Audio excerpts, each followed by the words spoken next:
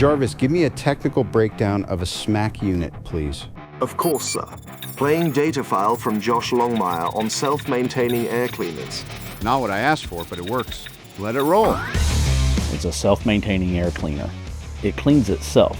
That doesn't mean that it doesn't require regular routine maintenance. Any piece of equipment is going to require regular routine maintenance, but the SMAC unit delays that maintenance and makes it more or less frequent. It's a more robust unit, powder coated inside and out, so that way it will withstand the elements. That means less corrosion, less wear, and less maintenance over time. Even the domed roof is designed to shed water instead of letting it sit and cause corrosion. The typical dust collectors that you see out there have a horizontal filter arrangement. Problem with the horizontal filter arrangement is when the dust is pulsed off of the filter, it just re-entrains on the next filter that's below it. And we have a vertical filter arrangement. The dust comes in and it hits a set of channel baffles. The larger particulate will then drop out directly to the hopper, and the finer dust goes through the baffles and then it goes to the filters.